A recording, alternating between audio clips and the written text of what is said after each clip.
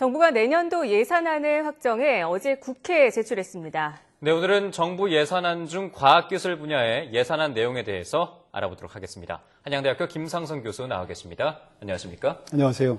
네, 어제였죠. 2015년도 예산안을 정부가 국회에 제출을 했는데요. 이 중에서 과학기술 발전에 대한 비중은 어느 정도나 차지하고 있습니까? 네. 지난주 국무회의에서 이제 내년도 예산을 확정한 다음에 네. 바로 어저께 국회에 제출했죠. 그렇습니다. 정부 예산안이. 네. 전체 규모가 한 376조, 금년 대비 한 5.7%가 증가한 수준인데요.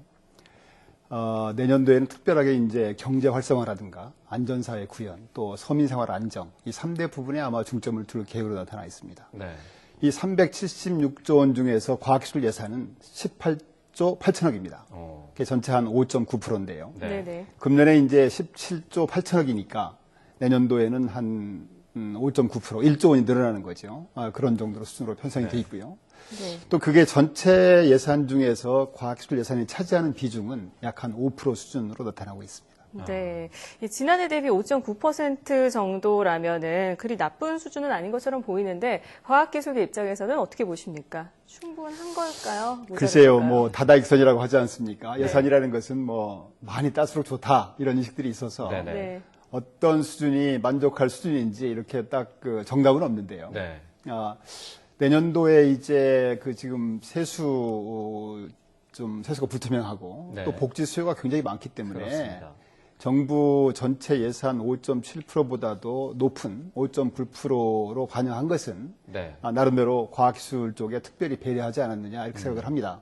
다만 최근에 이제 과학기술이 중요도에 비추어 볼 때는 네. 저희가 여전히 좀 미흡한 만족할 만한 수준은 아니다 이렇게 좀 반응을 하고 있는 것 같습니다. 네. 사실 좀 어려운 상황에서 5.9%라는 좀 오르기도 하지 않았습니까? 그런데도 약간은 불만족스럽다라고 하시는 이유가 있다면 어떤 게 있을까요? 뭐 몇 가지가 있겠죠. 네. 첫째가 이제 우리나라가 흔히들 얘기하는 것처럼 빠른 추적자에서 이제는 혁신, 창조적 혁신자, 네. 퍼스트 무버가 되겠다 이렇게 네. 지향을 하기 때문에 모든 분야가 과학기술을 중심으로 한 과학기술 중심 사회로 가야 되겠다. 그런 의미에서 이제 과학기술 진흥의 중요성은 아무리 강조해도 지나침이 없을 겁니다. 네. 두 번째는 저희가 전체 국가 과학기술 투자 중에서 한 75%가 민간이 합니다. 네. 정부가 한 25%밖에 하지 않기 때문에 정부의 과학기술 투자는 계속 늘려야 되겠다. 동시에 민간이 투자를 늘릴 수 있도록 유도하면서 네네. 정부가 늘려야 되겠다는 게 두 번째 이유고요. 네. 세 번째는 지난 한 10년 동안 과학기술 투자를 보면은 어려운 살림에도 불구하고 연평균 한 9.5%가 늘었습니다. 네네. 심지어는 IMF 경제 위기 때도 과학기술만은 늘어갔거든요. 네. 그래서 이런 어떤 투자 확대 기조를 둔화시키는 것은 좀 문제가 있다. 그런 측면에서도 저희가 좀 증액 필요성이 있고요. 또 한 가지는 아까 말씀드린 것처럼 이제 이 5.9%를 가만히 보면은 외형적으로는 굉장히 늘은 것처럼 보이는데 네.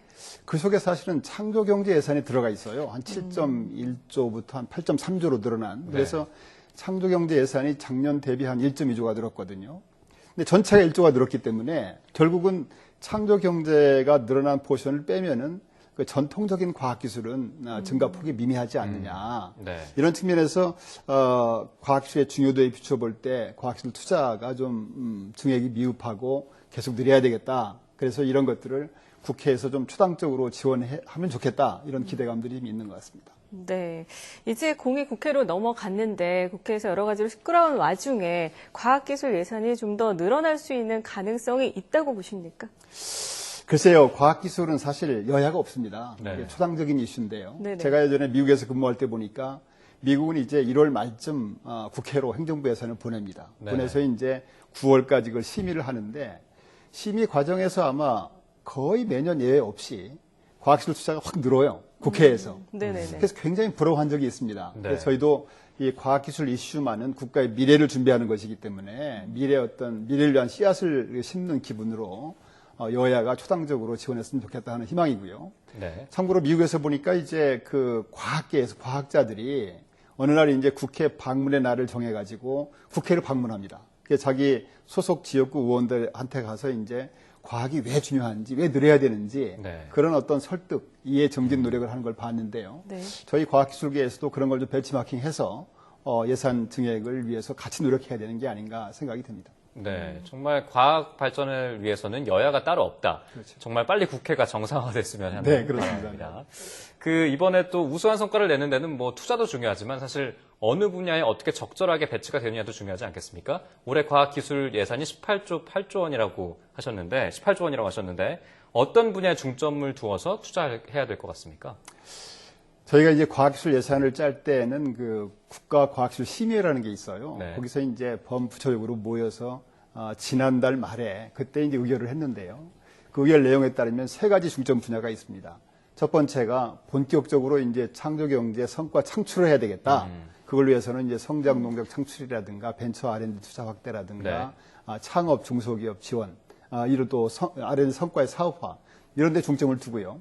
두 번째는 국민 행복 제고를 위해서 안전사회 구축이라든가 건강한 삶, 또 에너지 수요 충족, 또 생활환경 개선, 사이버 정보 보호 등의 역점을 둘 계획이고요. 네. 마지막으로는 이제 혁신 역량 강화 측면에서는 기초 연구를 확대하고 협업 연구 활성화, 또 국제 과학 비즈니스 벨트라든가 우주 이런 쪽 혁신 기반 강화에 주력할 계획으로 나타나고 있습니다. 네. 끝으로 이 한정된 과학기술 예산을 사용을 해서 우수한 성과를 내기 위해서 어떤 노력이 필요할까요?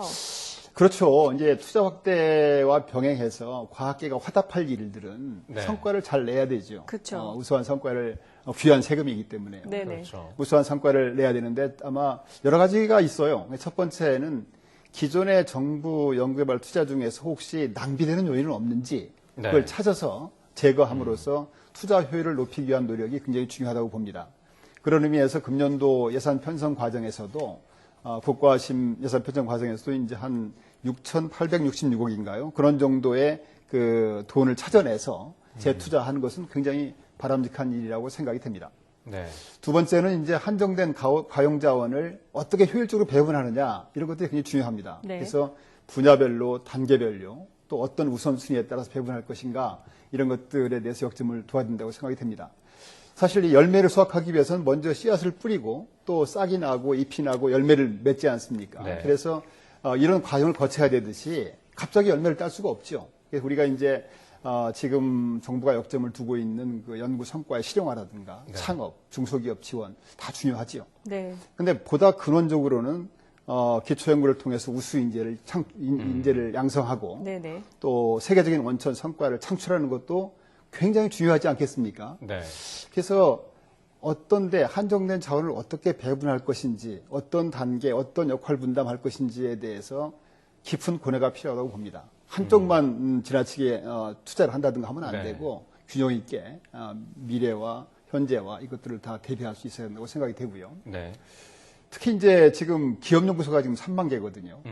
또 정부의 역량이 상당히 높아졌기 때문에 우리가 과연 발등에 떨어진 불을 끄는 것도 중요하지만 미래를 대비한 일들을 상당히 추진해야 되겠다 그런 생각이 되고 있고요.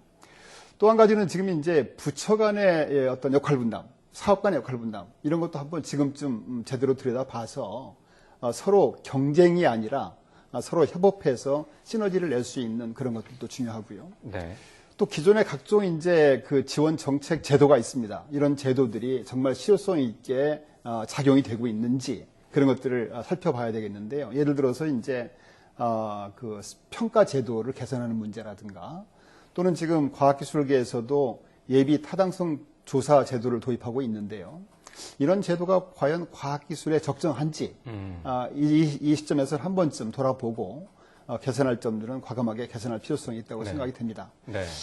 그리고 역시 이제 가장 중요한 것은 결국 과학기술은 사람이 하는 거잖아요. 그렇습니다. 그래서 이 과학기술자들이 어떻게 하면은 정말 신명나게 일할 수 있느냐, 있게 해주느냐, 네. 그런 걸 위해서 정부나 국회나 또 관련 기관들이 힘을 모아야 되지 않겠냐 네. 생각이 됩니다. 네, 지금까지 한양대학교 김상선 교수와 이야기 나눠봤습니다. 오늘 말씀 고맙습니다.